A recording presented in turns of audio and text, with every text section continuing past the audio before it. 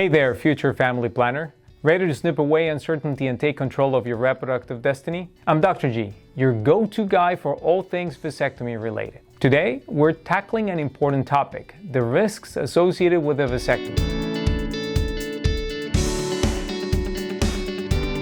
While every medical procedure carries some risks, understanding them can help you make an informed decision and prepare for any potential complications.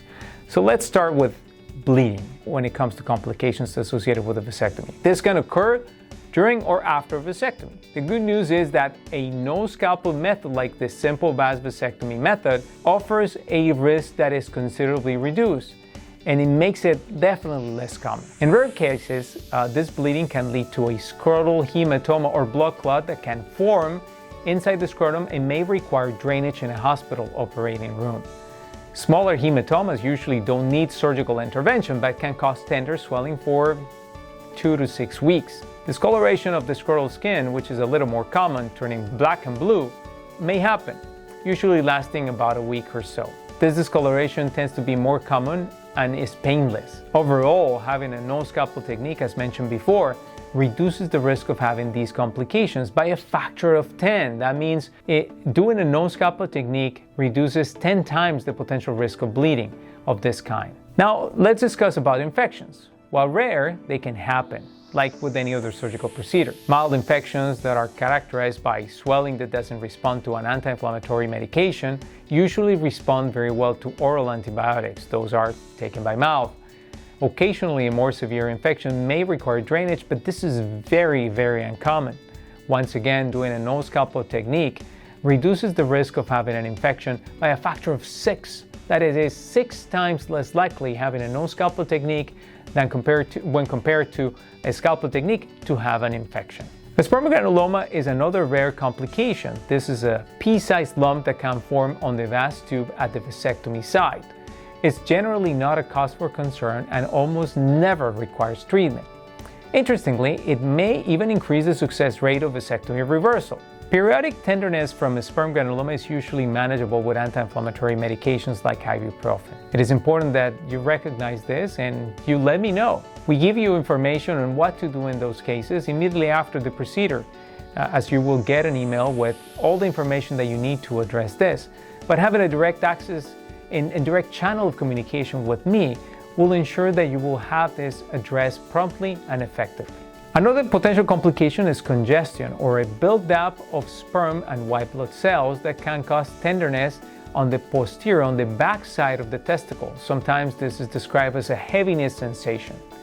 This can happen at any time after the vasectomy, but usually resolves with the use of ibuprofen or naproxen, which are anti-inflammatory medications that you can get over the counter. It is certainly a manageable condition and rarely poses long-term issues. Once again, same as with the sperm granuloma, having direct access to the surgeon, reviewing the instructions that we give you, and addressing it promptly and effectively will make you go through this without any residual problem. About 1 in 2,000 men may experience chronic post-vasectomy discomfort, also known as post-vasectomy pain syndrome or PVPS.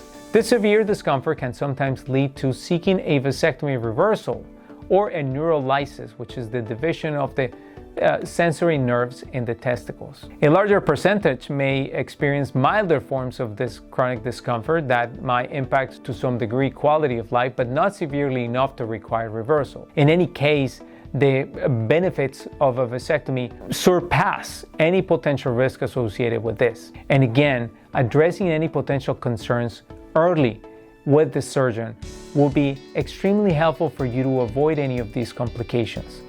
Avoid getting into those rabbit holes online where you're not going to get proper information and you're going to increase the frustration. That's why you get a direct access to me and a direct channel of communication with me for any concerns that you may have.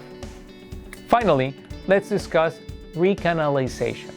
This is where a channel of sperm flow develops between the cut ends of the vas. As you can imagine, the natural tendency of our bodies is to heal itself, to heal themselves. And what we're trying to do with the vasectomy is we're trying to trick your body onto not being able to heal itself the same way. That is, not reconnecting the two pieces of the vas deferens. If it happens early in the healing process, the semen will not become sperm-free until another vasectomy is performed. That's the benefit of getting the semen sample analysis. If it happens months or years later, it could lead to an unplanned pregnancy. Although this is exceedingly rare, then the failure rate in general is very low. In fact, the failure rate with the no-scalpel method that we use at Simple Vas is about 1 in 2,000, which is already far lower than most other forms of birth control, making the procedure, despite all that, extremely successful and effective. In summary, while vasectomy risks like bleeding, infection, sperm granuloma, congestion, chronic discomfort, and recanalization are rare, they do exist. Understanding these risks allows you to make a well-informed decision and prepares you for any potential complications. When it comes to your reproductive health, stay informed, stay empowered, and remember, your reproductive destiny is in your hands. Don't forget to hit subscribe and follow for more insights on men's health and family planning.